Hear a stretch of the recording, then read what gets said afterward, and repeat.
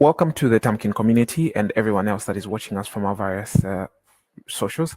Would like to thank Professor Houssine Soussi to being with us, and today we're going to look at a very interesting topic, which is has two acronyms. The first one is COIL, and the second one is VE, which he's going to explain extensively.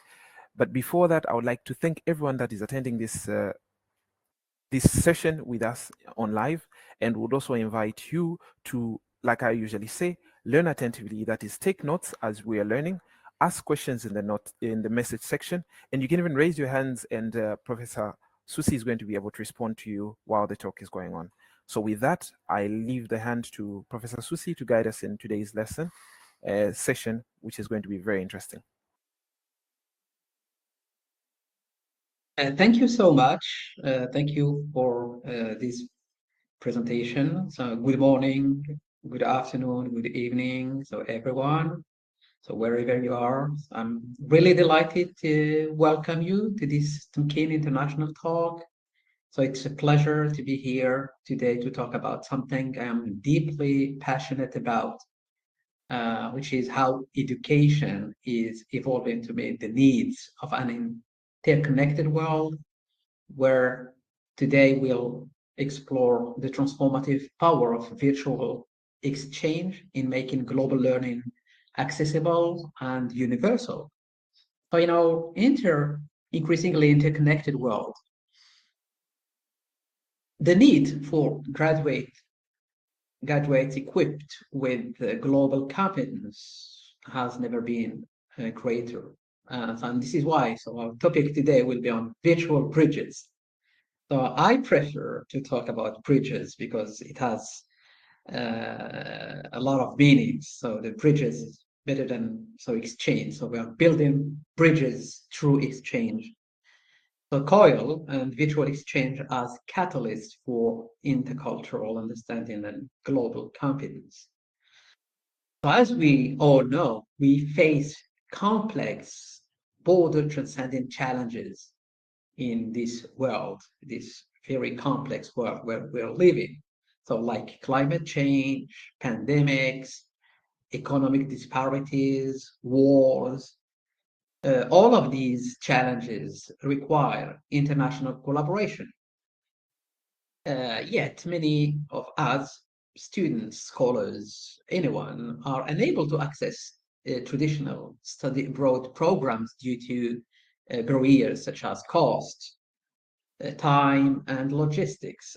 For example, visas for many students.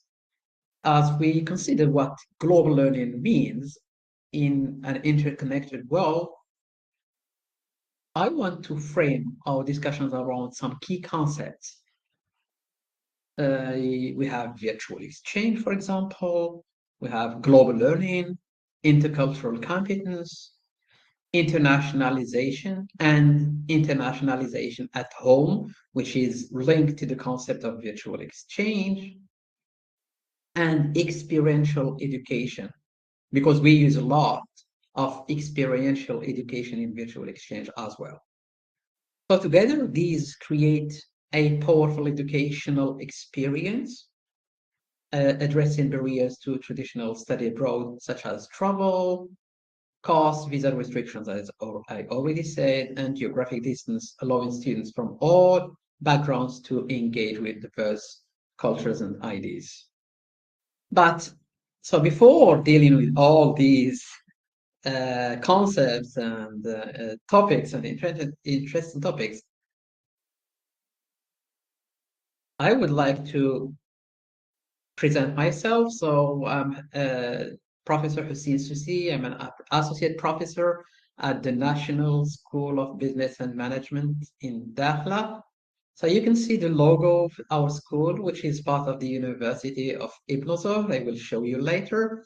I would like just to say some few words about the logo, and you can see the three different languages. So we have Arabic, we have Tamazight or Berber, and then we have French, which says a lot about the diversity of languages we have here in Morocco.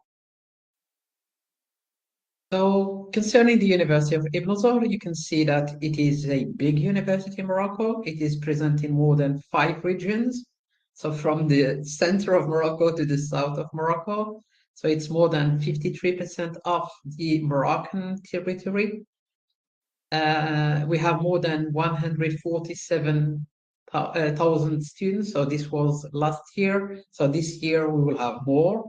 So we are present in 8 university cities, more than 24 institutions, 6 university centers, and 1 city of innovations. And we have many we have 3 medicine school, faculty of medicines and pharmacy, and we have 2 business schools, at least. This is what I can say about the university. And I am based in Dakhla, in the south of Morocco. So this is ENCG Dakhla, which is the National School of Business and Management, where I'm teaching. And this is the map of Morocco, and you can see Dakhla in the south of Morocco. So this is a very beautiful city. So Dakhla is a peninsula in the Moroccan Sahara.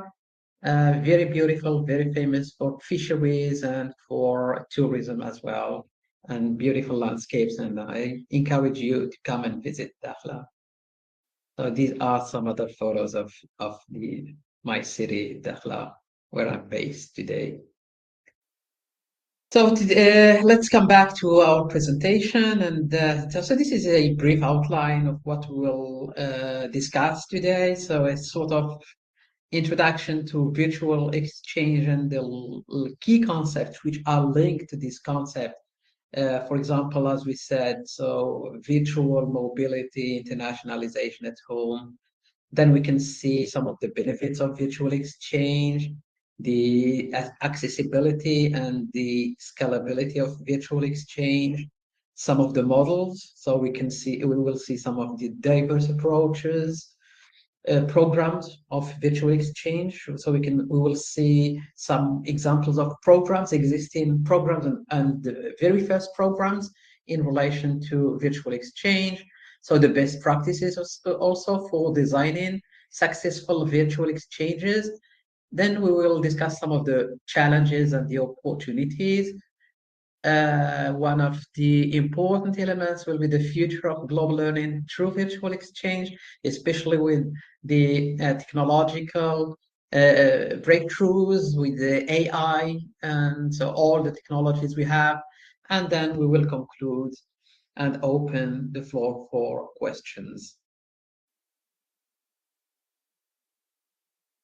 So I've already introduced the topic, and we said that so this is very important for students as well as for graduates to equip them with global competence, because these offers transformative solutions, and it gives students more chances to have an international experience and intercultural contact with very least costs and so time and logistics. So it is a sort of innovative approach because we are using technologies, and so this we can do this for free, so totally free, because we can use social media, for example, in our exchanges. So I already engage many of my students in virtual exchange with many international students in American universities, in Spain, in other countries, using WhatsApp, for example, or using other free social media. So this is really accessible.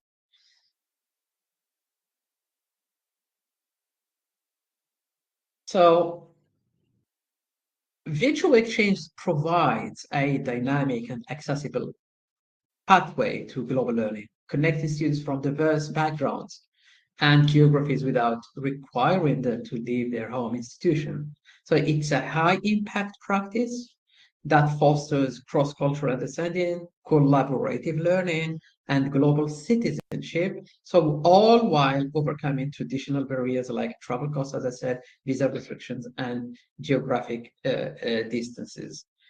So now let's see some what we mean by virtual exchange.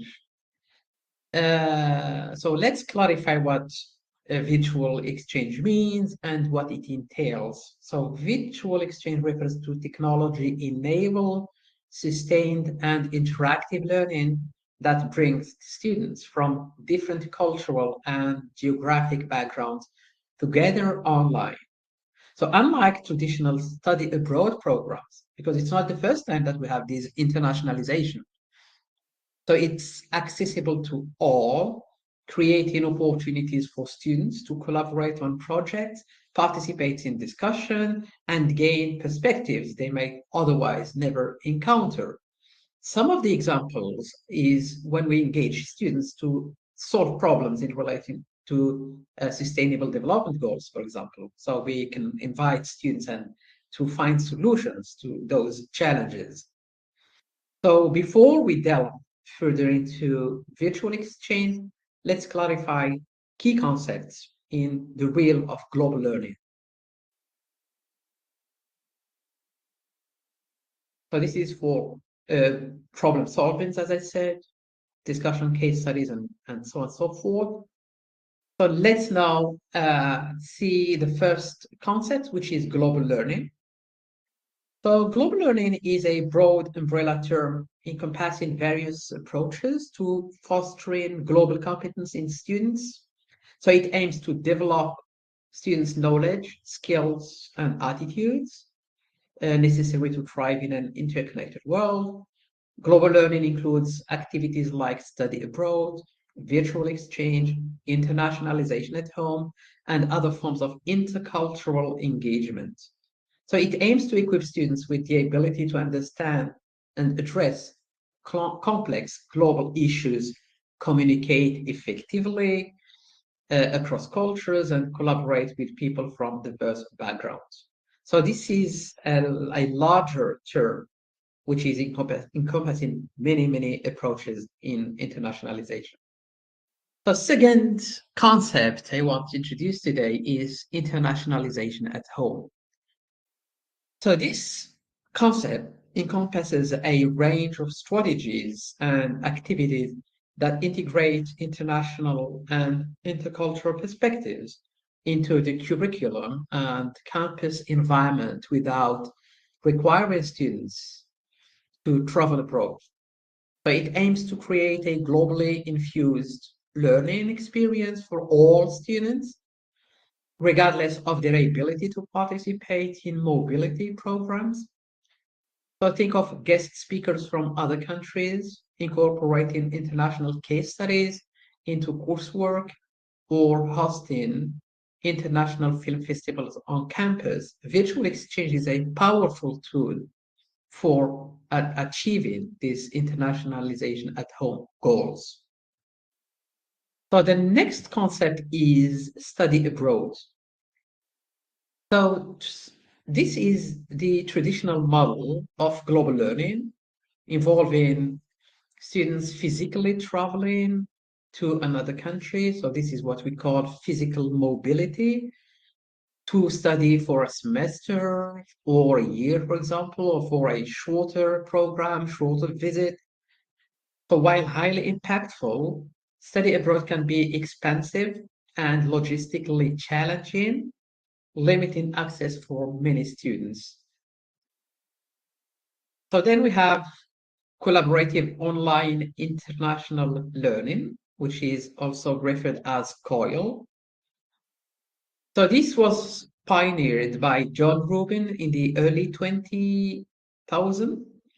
It's not about adding another Zoom lecture. It's about integrating international collaboration directly into the curriculum. So this is a concept which was really very developed in the United States as compared to other contexts. For example, in Europe, we started talking about telecollaboration when we were focusing on COIL in the USA, and then we agreed on the concept of virtual exchange later on.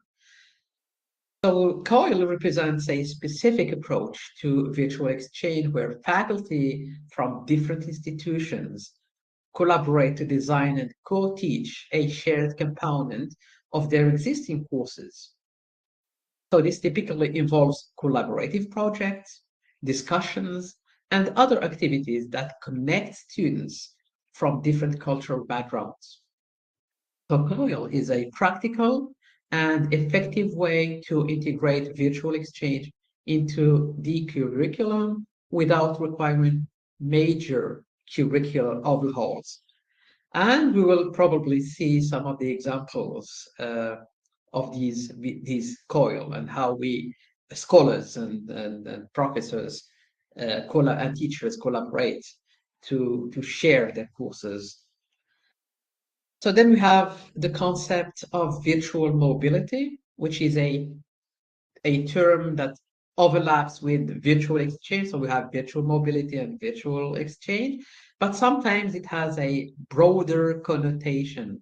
So while virtual exchange emphasizes the learning aspect, virtual mobility can also encompass virtual internships, for example, research collaborations, language partnerships, and other forms of online international engagement. So think of it as the digital equivalent of physical mobility, enabling students to gain international experience remotely. So at its core, so we have virtual exchange. It is about collaborative learning, cross-cultural communication, even problem solving. We can say this is problem solving through joint projects, international discussions, case studies, and reflective dialogues. So these elements not only enrich students' academic knowledge, but also foster a deeper understanding of other cultures. So to bring this to life, I love to hear from anyone who has participated in a virtual exchange. So can you share whether you participated in virtual exchange before or not? So from the audience. So if you can just share in the chat. So I will come back to it later. So because I cannot see the chat since I'm sharing my screen. But we will come back to it later, but just tell us about your experiences, whether you already tried or not.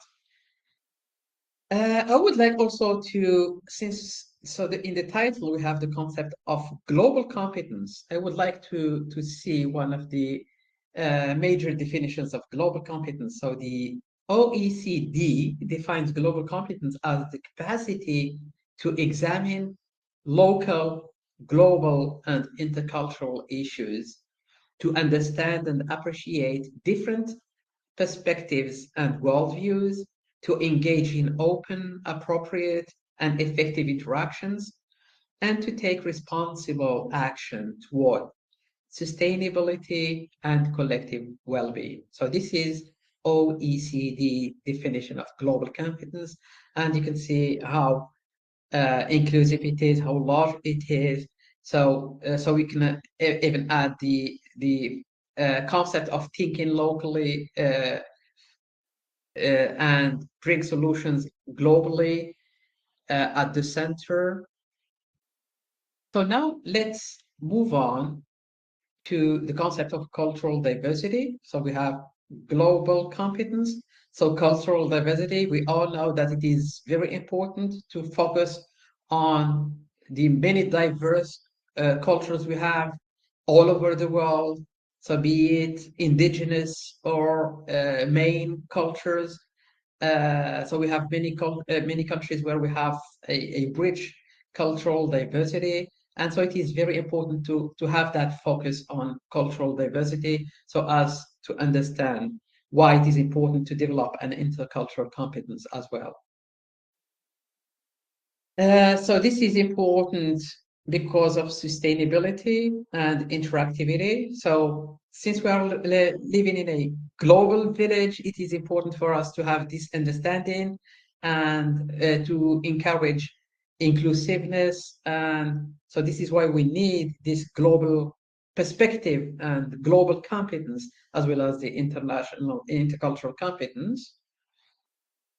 So we already said the differences from traditional abroad with virtual exchange, and the importance of cross-cultural collaborations as well, which provides a platform for enhancing global competence. So it's very important to give our students the chance to have an international experience and an intercultural experience as well. So here we have some differences between virtual exchange and other forms of online learning. So because we've seen the definition, and we said that virtual exchange is a sort of larger concept. So the emphasis is on people-to-people, intercultural dialogue and collaboration. For the other forms of online learning, the emphasis is in online access to university course content, video lectures. So think about the open university system, for example, open learning. So virtual exchange is not an example of open learning. So the focus is more on dialogue, collaboration, and intercultural contact. So concerning the educators and facilitators, so they guide interactions between learners in different locations. So here we are only facilitators. We facilitate the interactions, the discussions. In other forms of online learning, we have educators which provide educational content to learners. So they can be considered as the source. And in virtual exchange, they are only facilitators. So in virtual exchange, so the focus is on intercultural learning, which is one of the main educational outcomes. So the focus is on developing intercultural communicative competence. In addition to some course content in case of COIL projects, for example. In other forms of online learning, the focus is on the mastery of course content as the main educational outcome, and this is why we have at the end an online exam, for example, so as to test and to evaluate so the learning. In the case of virtual exchange, so there are many ways we can test the development of the intercultural competence, such as pre and post participation, questionnaires and research. Then we have virtual exchange, usually includes synchronous video communication with peers in small groups. And in other forms of online learning, so we can have communication which is predominantly asynchronous. So we share the content with the students, and then we ask them to read and discuss and answer questions, prepare homework, share the homework. So we may have some online, some synchronous classes, but most of the time we also share asynchronous content. So this is for the difference between virtual exchange and other forms of learning. So now let's see the difference between virtual mobility versus virtual exchange. So virtual mobility is the use of information and communication technologies to obtain the same benefits as one would have with physical mobility, but without the need to travel.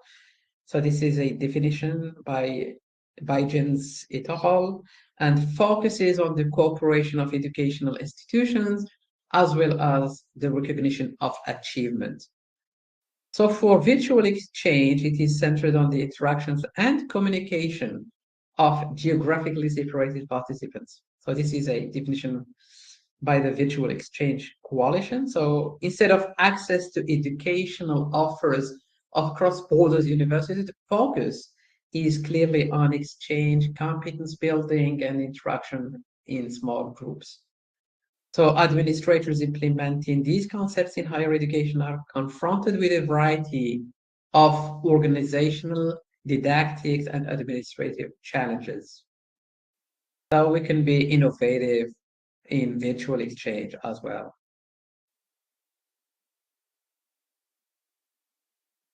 So concerning the power of virtual exchange in an interconnected world, so we've seen that why the development of an intercultural competence, a global competence, is very important.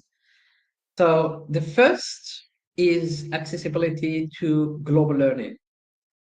So it is very important to give access to international and diverse learners. So it's not it will be more important for students to for example see how they can discuss, find solutions to problems from different perspectives, not only from a local perspective, not from a national perspective, but from a diverse perspective from different cultures, different countries. The other power of virtual exchange is to overcoming barriers, as we already discussed.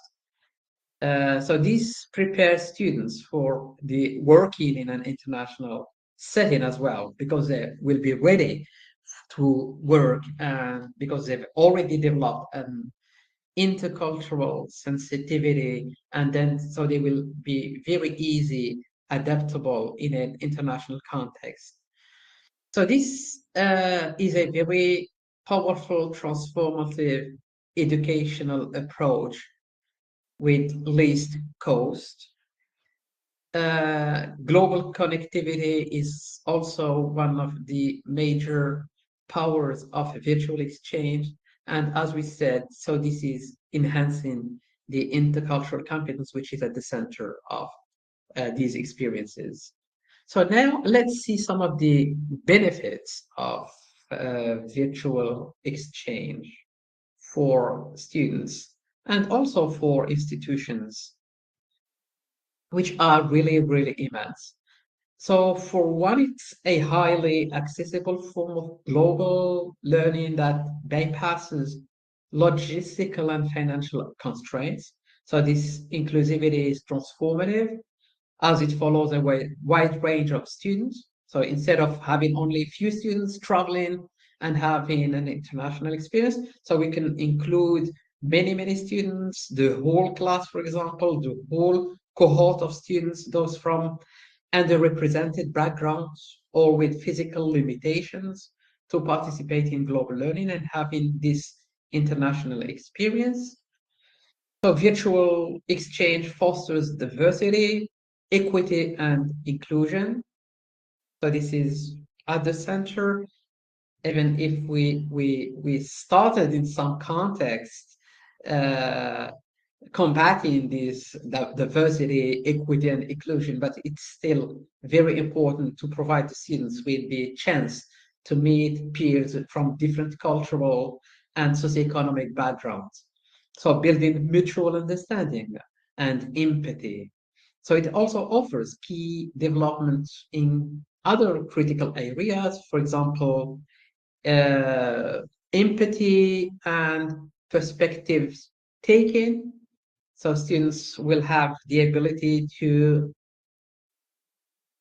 gain, broaden their perspectives, leading to enhanced cross-cultural understanding. So this will equip students for the global workforce, as I said. Participants mirror real-world global workplace dynamics in virtual exchange experiences, learning to work across culture. So this is very, very important in the globalized world where we are an interconnected world where we are living. It is very important for digital literacy. By working in a digital setting, students become adept with tools necessary for today's globalized work environment, platforms, for example, social media, global citizenship, as students interact with international peers, they gain awareness of global challenges and their roles within them. And we have collaborative learning, which will in the development of intercultural competence through direct engagement, students enhance their cross-cultural communication and collaboration abilities. So all of these are very important competencies and skills that students, soft skills that students should develop. So we have many programs like the Stevens Initiative, which I have the privilege to be involved with, and SUNY COIL, for example, Solia centers are excellent examples of successful virtual exchanges. Such initiatives bring students together across the world, making global learning possible for those who might never have the chance to study abroad. Reflecting to these programs, I encourage you to think about the importance of global learning and how virtual exchange could enhance students' experience at your institutions. So now we will see the concept of the scalability of virtual exchange, which is one of the most compelling aspects of this concept of virtual exchange. So its accessibility and scalability. And as you know, while study abroad programs retain valuable, so they are often limited by cost, time, and logistical complexities. So virtual exchange democratizes global learning, making it accessible to a broader range for students, regardless of their socioeconomic background or physical location. So we have this idea of giving the chance for everyone to participate. So it can be in a small village if they have access. So as you know, with mobile technology, so we can have students from remote places participate with free platforms, social media. I gave the example of WhatsApp or any other platform. It overcomes the costs and logistical barriers. It engages a broader range of students. And so this is something we can do in every location to give the chance for students to have that experience.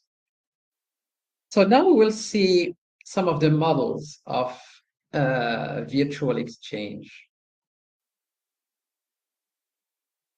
So we have the first one, collaborative projects. Students work jointly on projects that address real-world issues, problem solving across culture, for example. They engage in teamwork.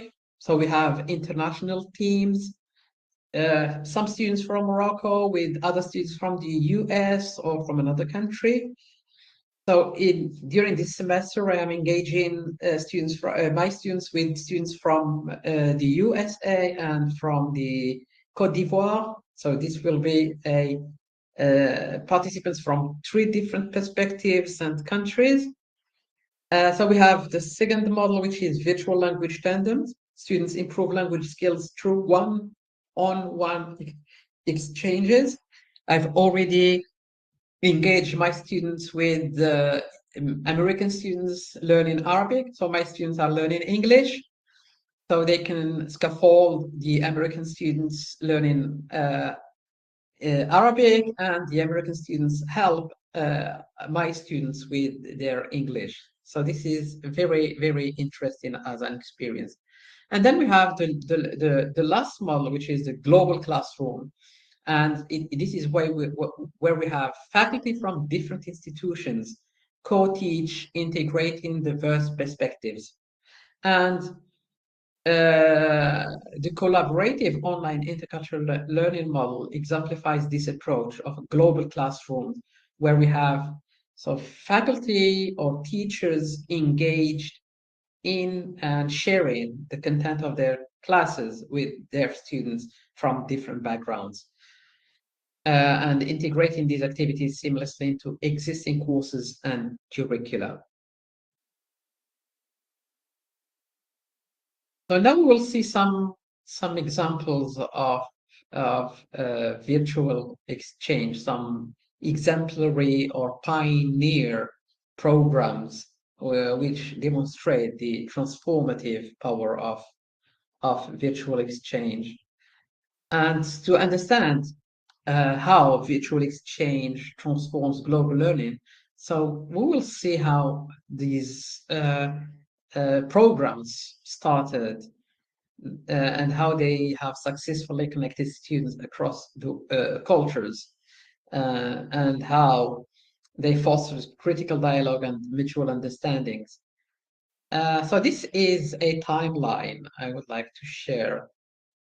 So and you can see in this slide some of the important uni collaborations. So a program financed by the European Union. So it's the Stevens Initiative, a program financed by the Department of State, USA, and iEarn. So this is one of the first programs.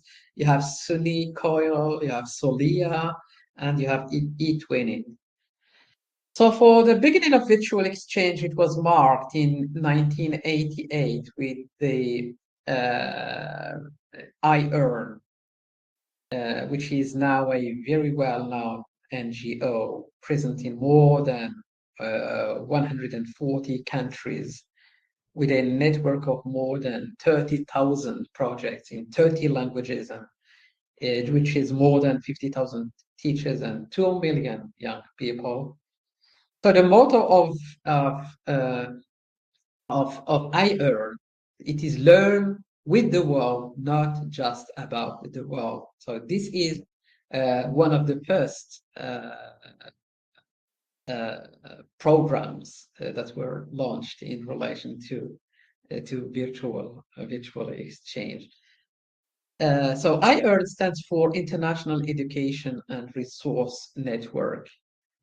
So then we have telecollaboration 10 years later, 1998. We have the Solia project, 2003, SUNY Coil Center, 2006, the Virtual Exchange Coalition, and the Intent project in 2011. So the Intent project is the continuity of the. It was launched by a group, a consortium of European universities, and afterwards they launched the Uni Collaboration Project. And then we have the Stevens Initiative, which was launched in 2014, and the Erasmus Plus Virtual Exchange. It was when virtual mobility was recognized at the European level as part of of mobility, of internationalization. And so the Erasmus Plus started to, in fact, finance those virtual exchanges as well. So for the iEarn, which is one of the first, it is a global nonprofit organization that connects classrooms, as I said, in more than 140 countries, enabling students and teachers to collaborate on meaningful educational projects. So many of the projects are aligned with the United Nations Sustainable Goals right now. So through these projects, students not only gain academic knowledge, but also develop essential 21st century skills such as critical thinking, digital literacy, global citizenships, and with over 2 million students, as we said, and thousands of educators participating worldwide. So its mission is to help learners make a positive difference. And so you can see how it started in the 1988, which is the last years of the Cold War, and so it was very important because we started. It was very important to have that understanding, to encourage the understanding between the nations, especially in that very specific and sensitive era of the last years of the Cold War. And so you can see that, so we started engaging Russian students with USSR rather students with United States students, and so this is very important to focus on. So the second example I would like to share with you today is the Solia, which was founded in 2003, so well before social media mainstream emergence. Solia is a pioneering online cross-cultural education program integrated in over 200 universities across 35 nations. Solia's founders, Lucas Welsh and Lisa Chambers, saw the potential of digital spaces to promote positive change. And today the program brings together 15,000 young adults in a year for facilitated dialogue sessions. So in small, diverse groups, students discuss identity, share personal journey, and engage with global issues, working to break down perceptions of the other and build a sense of shared humanity in complex global society. And so this is, it was developed just 2 years after the 9/11. So this is the context. So you can see, so the first project was launched in the context of the preparation for the post-Cold War era.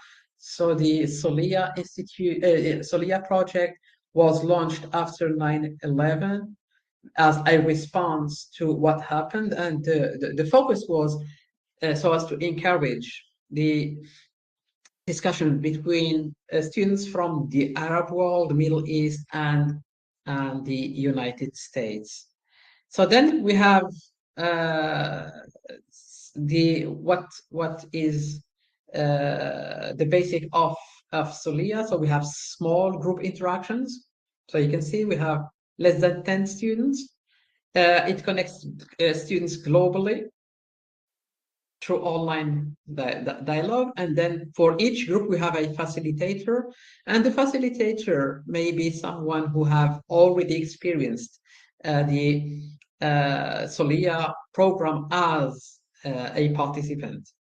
And so the importance of skill development and the development of cultural understanding as well. So then we have the Stevens initiative, which is a leading example of virtual exchanges that is powering to connect students worldwide. And again, it started in the Middle East, USA context before it was enlarged last year to the rest of the world. So this program was named after US Ambassador G. Christopher Stevens, who devoted his life to building bridges through open and respectful dialogue and person-to-person diplomacy. So you all remember G. Christopher Stevens, who was killed in Libya. So this was, again, in a very specific context, which is the post-Arab Spring era. And so the ambassador was killed in Libya, and so the decision was to launch a program. So this Stevens initiative connects young people across continents and cultural through virtual exchange. And so you can see that we have other nations and countries involved in the program. So in the finance of the program, so you can see the Kingdom of Morocco and the United Arab Emirates, which are in fact taking part in this. And this is a program by the Department of State and the Aspen Institute.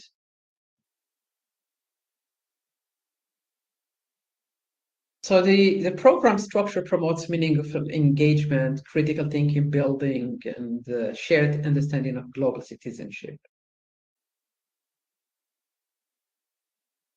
So we have partnerships with global institutions, enhances global citizenship, provides essential competencies.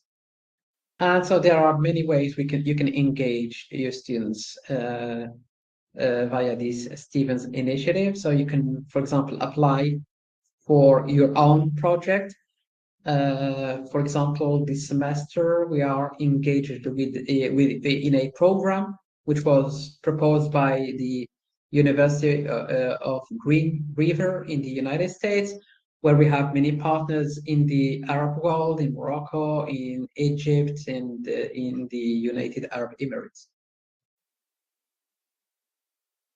So another example is the SUNY Coil Center, which is an example of effective virtual exchange, which has facilitated cross-border collaboration for thousands of students through its collaborative online international learning. Classrooms across diverse institutions, allowing students from different countries and cultural backgrounds to work together on shared projects, case studies, and research. This approach integrates global perspectives into standard coursework, making international learning experiences accessible to all students, regardless of their geographic or socioeconomic perspectives. And so this is UNI collaboration, the European project. This was the result of the intent project, of the continuity of the intent consortium, European consortium.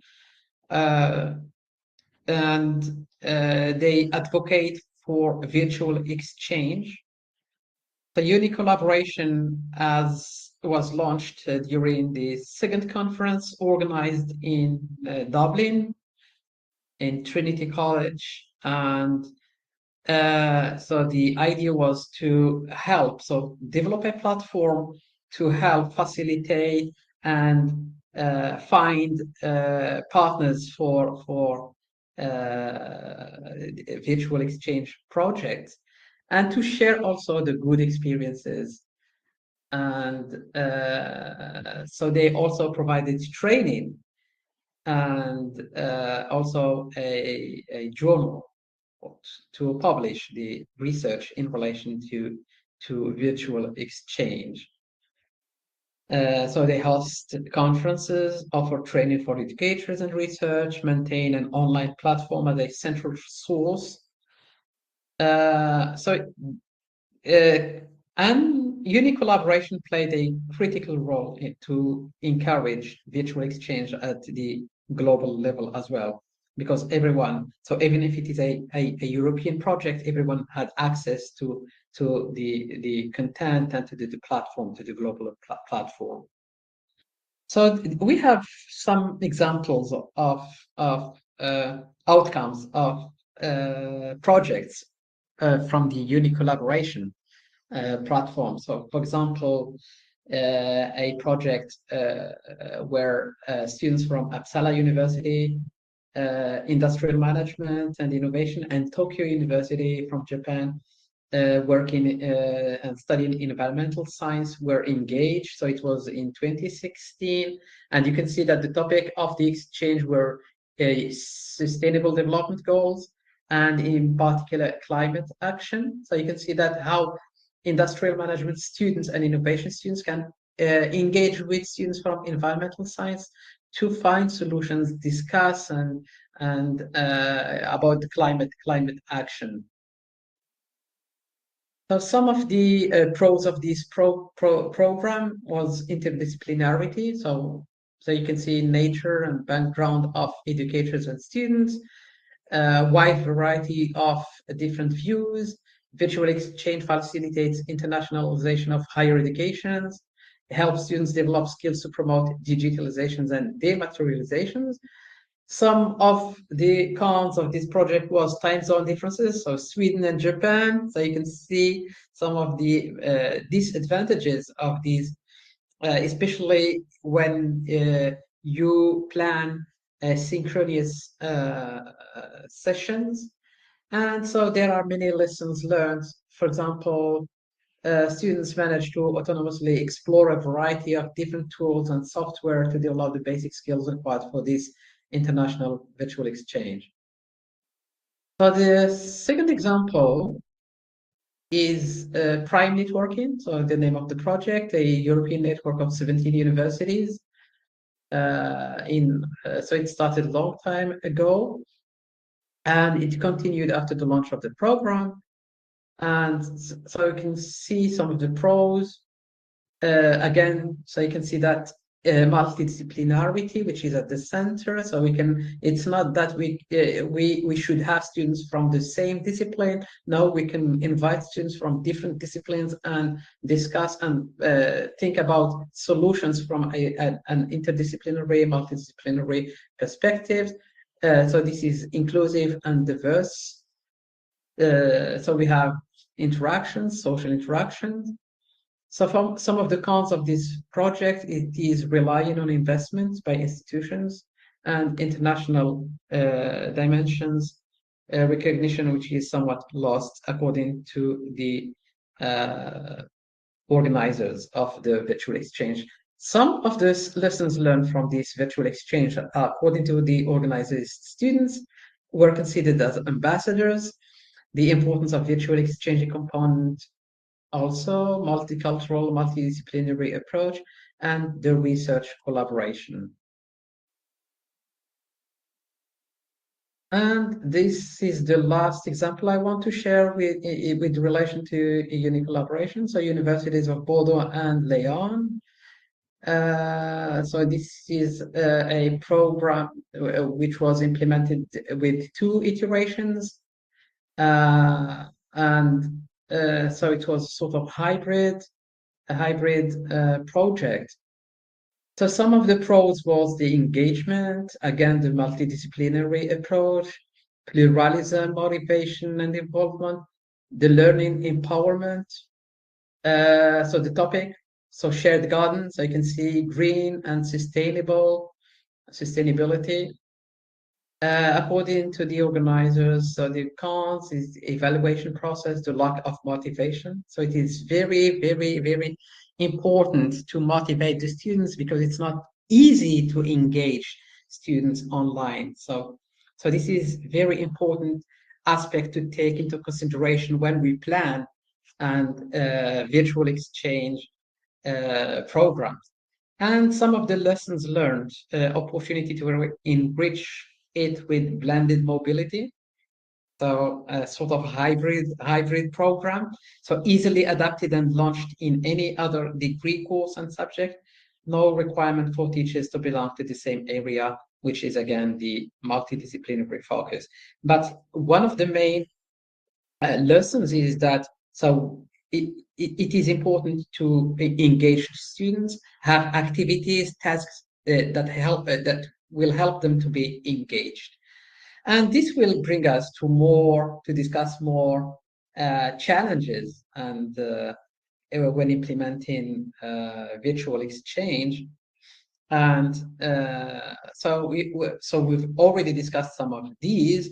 And while virtual exchange has great potential, it is also it is important to focus on the challenges. So you have technical barriers such as unequal access to technology and reliable internet, which can limit the participation of students. Time zone differences, which we have also seen in those examples. It can pose difficulties in scheduling real-time interactions. Think about Japan and Western United States, for example. It will be difficult. While cultural differences require careful facilitation to prevent misunderstanding. So because we have many virtual exchanges which fail because of this intercultural clash, so it is very important to prepare in advance. So these challenges come with opportunities. So whenever we say obstacles, barriers, problems, so it means there are opportunities. So virtual exchange can be incorporated across disciplines, which means this is very important, from business to social sciences to STEM and the art or foreign languages. So students can also engage in international projects addressing global challenges, such as climate change and human rights, allowing migration, for example, or allowing them to apply interdisciplinary solutions to real-world problems. So let's brainstorm some solutions together. So this is the concept. So let's discuss and brainstorm and come up with solutions. So now let's see some of the best practices so as to design and implement successful virtual exchange programs. Because successful, it is important to say successful because we have many examples of failed virtual exchange programs. So to create an impactful virtual exchange, so clear learning objectives are essential. It is crucial that the program aligns the course, objectives, outcomes, and provides a structured environment for global learning. Meaningful interactions is the foundation here, through joint projects, case studies, or discussions on pressing global issues. So preparation in advance is very important. So it's very important to prepare the details of the exchanges, of the program, of the content. Facilitators play a critical role too, because uh, even before the program, students should receive cultural awareness training, setting clear expectations around virtual communication. So during the exchange, cultural sensitivity is key to promoting open-minded discussions with reflective activities, allowing students to process their experiences and grow from them. Building institutional support is also crucial. So virtual exchange will be embedded in curricula as part of a broader institutional strategy to internationalize education. So why is this important?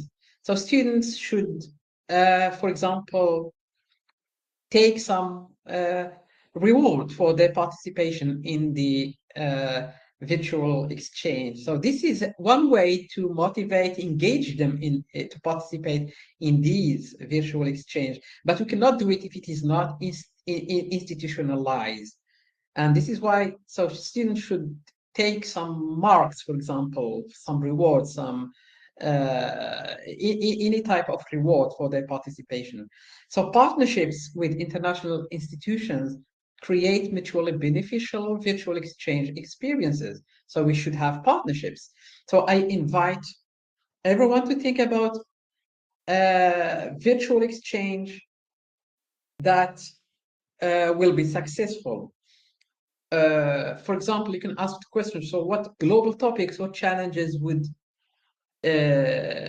you tackle and how you do structure to maximize intercultural understanding? So these are some of the questions we can ask. So now let's see some of the future prospects of virtual exchange. So looking ahead, so as you know, so we have many emerging technologies. So we have virtual reality, for example, VR, artificial intelligence, the metaverse. So all of these technologies could further enrich virtual exchange, making it even more immersive and accessible. So imagine students connecting across continents in virtual classroom, exploring global issues from a first-person perspective, or engaging in collaborative problem solving without boundaries. Uh, think about a class in the metaverse where we have students from different countries. So I've read many years already that the first university, the first class in the metaverse took place, which means that so the technology is already existing. So the future of virtual exchange holds exciting opportunities with these emerging technologies, which will enrich certainly the experience of the students, making it even more immersive and accessible. So these advancements could revolutionize how students connect across continents, explore global issues from a first perspective, and engage in collaborative problem solving without boundaries. So these are some examples, and I'm curious to know how, for example, AI can enhance communication and virtual exchange.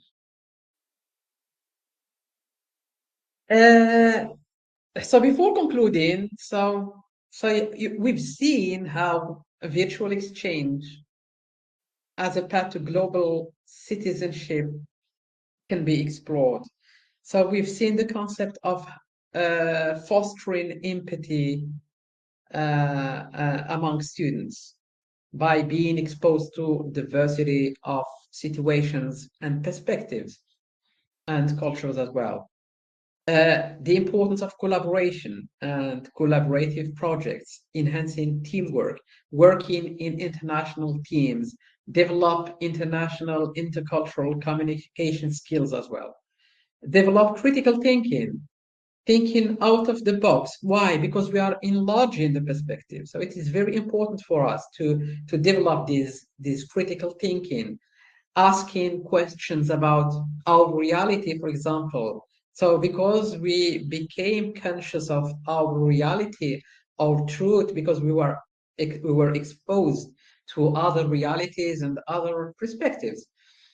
So this is important to prepare students to be informed global citizens. So the concept of the global village was developed by Marshall McLuhan's. It's nearly 1 century ago. So this concept. So now we are really living in a global village. So with the technology, with the possibility to travel internationally. So this is very important. I can, for example, start my career in my country, but I can go to other countries to work. So opportunities now are everywhere. So I can also work online, 100% online in a company organization based in another country. So so this is important to have this global competence. So it also enables navigation of complex global challenges. So, how to find solutions to the global problems we have: climate change, migration, sustainable development goals, poverty. So, all these challenging global challenges need a sort of global perspective, so solutions from a different perspective. And so, as we close, so this talk, let's recap. So, virtual exchange is transformative tool that makes global learning possible for all students. So, this is a sort of universal tool for global learning, regardless of background, regardless of cost, regardless of location, by promoting inclusivity and cultural understanding, key 21st century skills.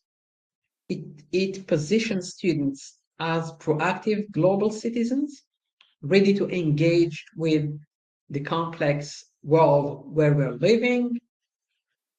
I encourage every one of you, all institutions, to consider how you can bring virtual exchange into your classroom, academic programs, university, institutions.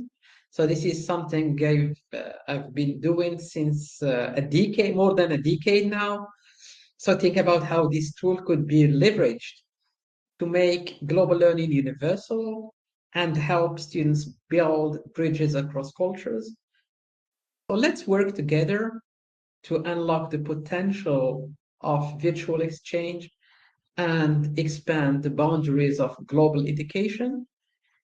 Thank you for your attention, and I look forward to your ideas and questions on making global learning a universal experience. Thank you. Thank you very much, Professor Soussi. Now we're going to move on to the next section, which is questions. But before we go to that, we have seen several platforms that Professor Soussi has shown us. And I would like to invite you to remember as well that we also have the Tamkin seminars, or our platform Tech Solution, which also would be used for those that have institutions and organizations and schools that would like, because we have Tech Solutions that can develop such a platform allowing people to meet virtually. But enough with the ad. We now go on to our next section, which is going to be the second section, question section.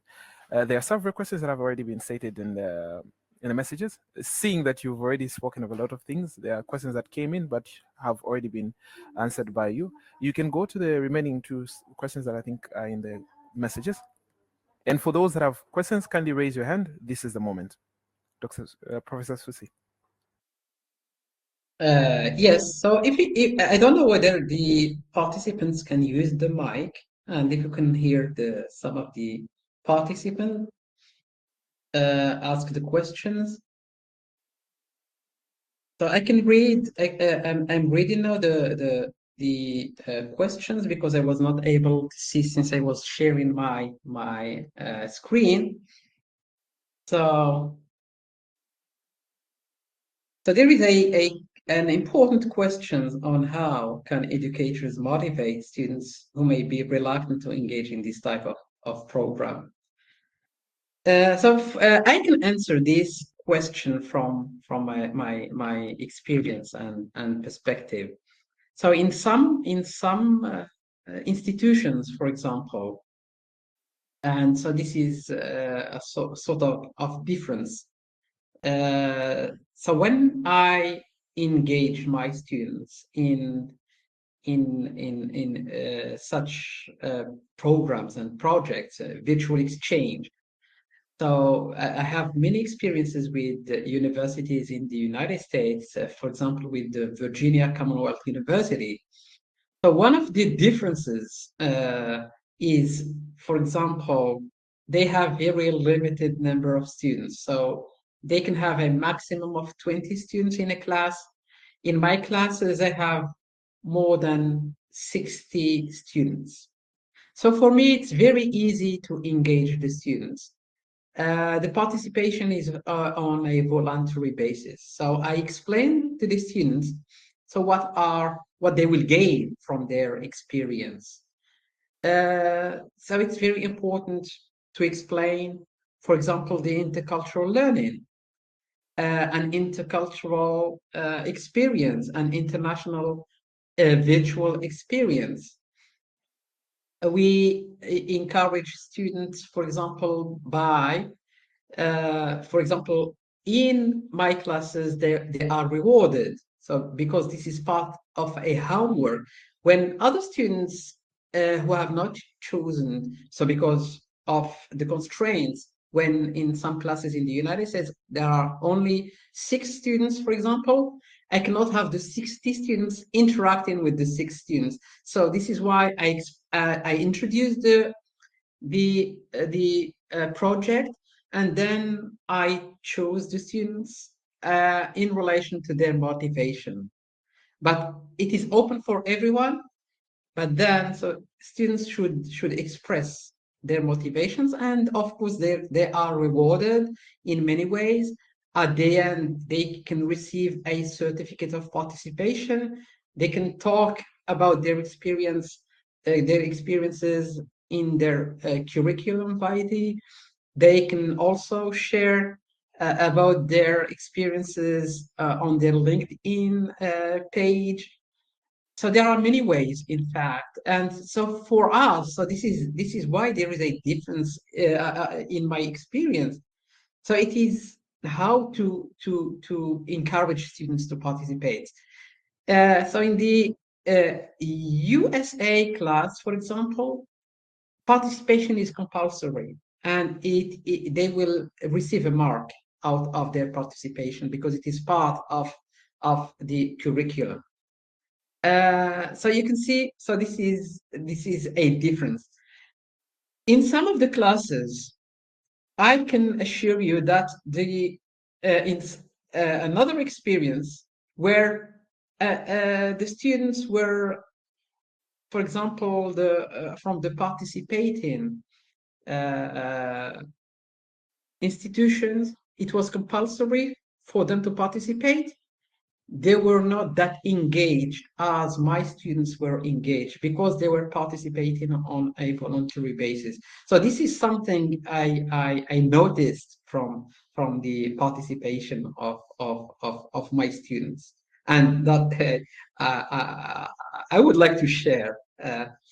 And so I was really astonished about that. So how students or for whom it is compulsory to participate were not totally engaged, and for the students who have chosen to participate on a voluntary basis were more engaged than the other students. So this is only to say only one example about how to engage the students.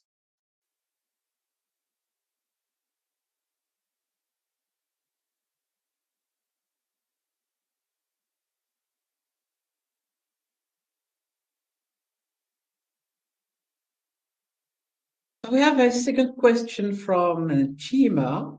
For a student who has the time and financial ability to study abroad, does virtual exchange offer unique educational benefits that complement or even surpass the deep cultural immersion gained through physical mobility? So to answer the question, I can say that so virtual exchange can be used as one of the tools to prepare for physical mobility. So think about a student who has been prepared in advance. He had the contact of the students, of the context where he is traveling for physical mobility in advance. So this will make his experience, his physical experience, even more interesting because he is prepared in advance instead of having that cultural shock, for example, after traveling to his destination. So the student has already been prepared for all of these. So I think this is a very good way to prepare students for physical mobility. So it can also be a good way to encourage students to travel and have this physical mobility. So in relation to this, I would like to share a very good example of a student from Virginia Commonwealth University who participated in one of our virtual exchanges 2 years ago. And so, because she started learning about the Moroccan culture, she started learning, having a relationship with the students. She decided to visit us 1 year later here in Dakhla.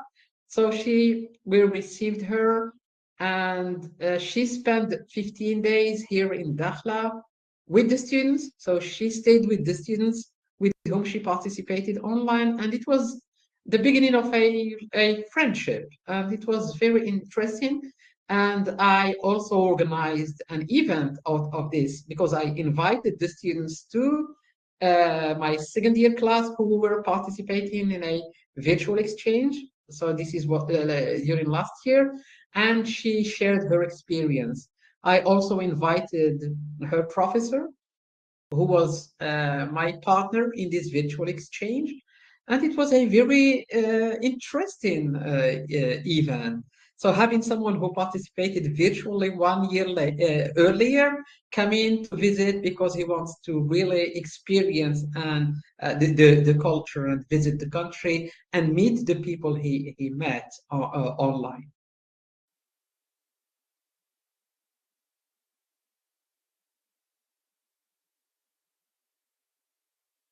So we have another question from Nuhaila Zoe. How can the real impact of virtual exchanges on students' intercultural competence be assessed?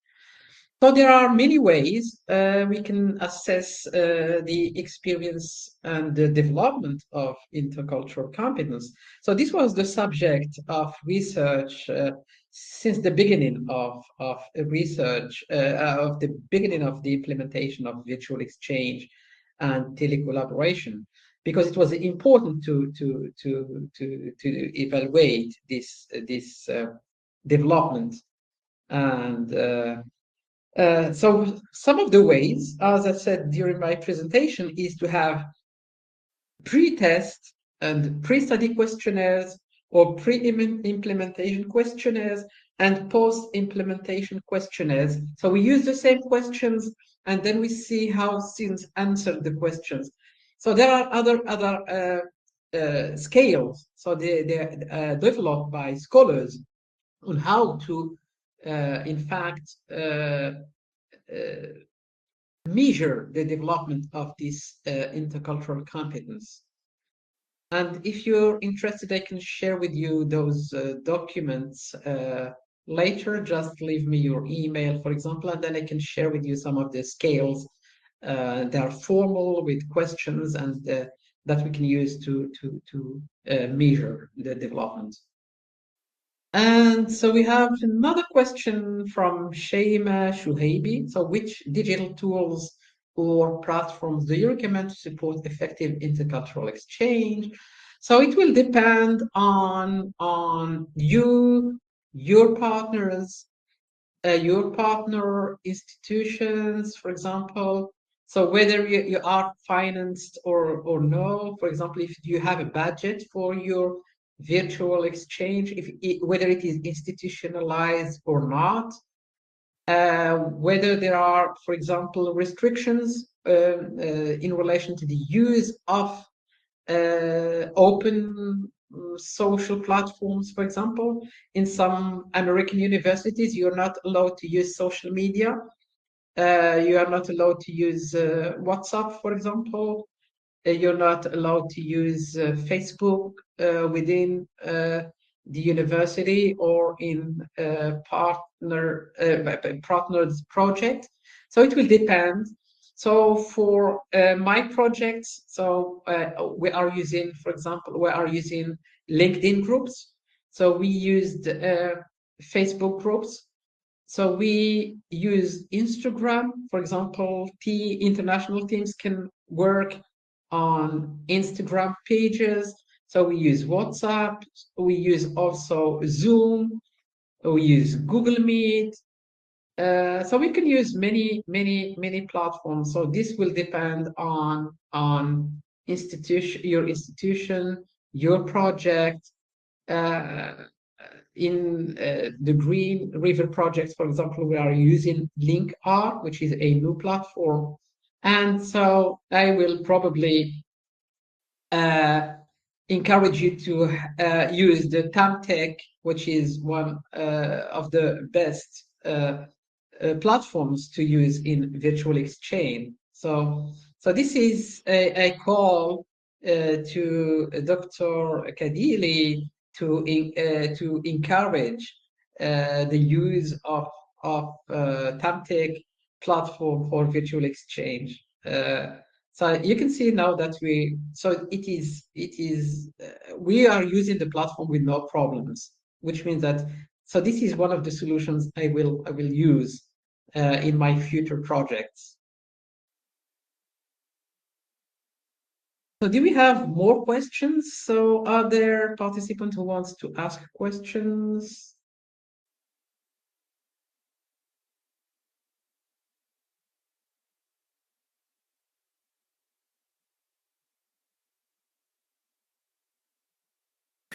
If there are any other people that would like to ask questions, you can raise your hands in the next minute.